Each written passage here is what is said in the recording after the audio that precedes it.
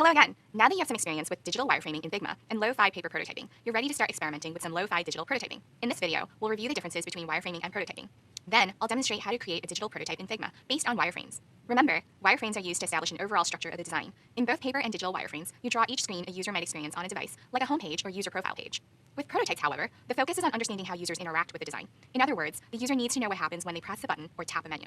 So let's pull up the wireframes for the dog walking app that I created earlier. Last time I demonstrated something in Figma, I created a wireframe for the homepage.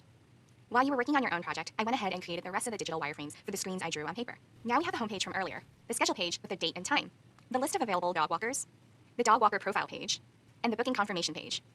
You probably noticed that the dog walker search results page is a lot longer than the others. This is intentional. In a wireframe, the long length signals that the screen will scroll. Since we'll be using these wireframes for our prototypes, having the longer screen will allow users to scroll down the screen. Figma has the capability for scrolling long screens built in, and we'll get to this in more detail later. So, to make these wireframes into a low-fidelity prototype, we need to show how the user navigates the app from one screen to the next. In a paper prototype, I moved the phone outline to show how the user would navigate from screen to screen. You might also draw lines to show this movement or cut out the screens and stack them. But in a digital low-fidelity prototype, your designs are interactive and mimic the real-life navigation between screens. For example, on the homepage, what happens when a user taps the schedule button or clicks the image carousel? Each scenario needs to be accounted for. In a digital low-fidelity prototype, users should be able to click a button and be taken to the correct screen. So let's do that now. The first thing we need to do is label these wireframes. It'll make it a lot easier for us to refer to each screen by number and name. Plus, it clarifies the page's intentions. I've already labeled these wireframes, but here's how you would do it. So I'll click on the frame and go to the Layers panel and change the name. Number 1 is the homepage. And I'll do the same with the rest of the screens. Number 2 is schedule page. Number 3 is the list of available dog walkers. Then we have number 4, dog walker profile page. And finally, number 5, booking confirmation page. Okay, great. Now we're ready to prototype. The first thing we need to do is change from the Design tab to the Prototype tab. This changes the options for what we can do with each of our wireframe screens.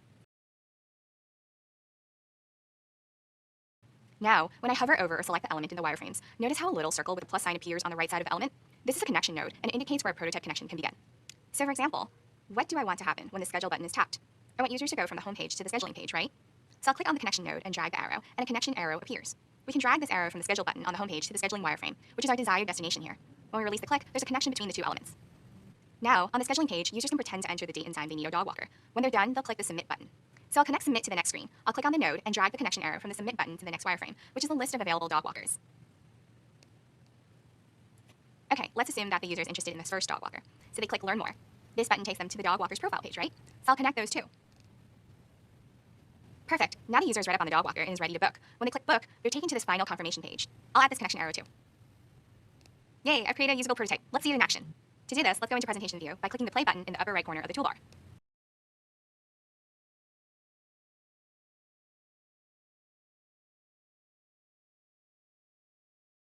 Here's my prototype. Now I'll follow all the steps I just outlined to make sure the prototype works. First, I'll click the schedule button on the homepage. Then I'll schedule a date and time and click submit. Here's a list of available dog walkers. Notice how it scrolls to show users all the dog walkers. Pretty cool, right? Okay, next in the user journey, I'll choose to learn more about a dog walker. And I'm taken to the dog walker profile page. Finally, I'll book the service. Here I am on the confirmation page. It seems like I created a usable transaction. It may seem like we're done with the prototype, but there's still more to test. I'll play the prototype again and choose a different dog walker from the list of results. What happens when I click learn more under dog walker number 3? Nothing. So I need to fix that. I'm going to connect all of these learn more buttons to a profile page for Jane Doe, since that's the only profile we'll use for this low fidelity prototype. This way, no matter which learn more button a user selects, they're taken to this example profile page. You could make several profiles for your prototype if you'd like, but I'm keeping it simpler here to save time. Okay, what are we missing on the profile page? I've already connected the book button to the confirmation page. These other squares are placeholders for images, so I won't worry about those yet.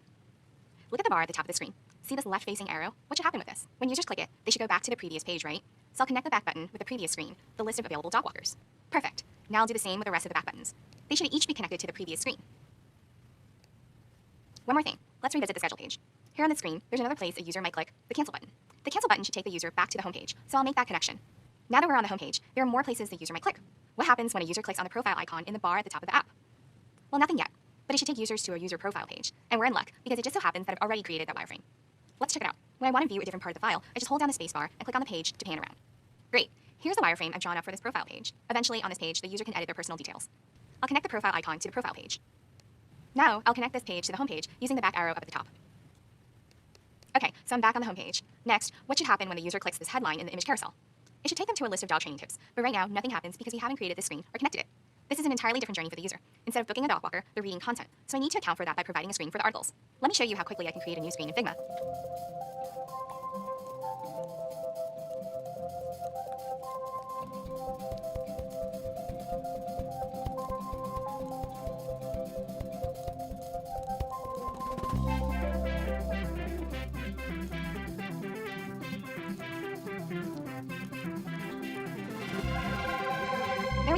a totally new page to count for this user journey. Remember, now I need to add a connection arrow to the carousel on the home page.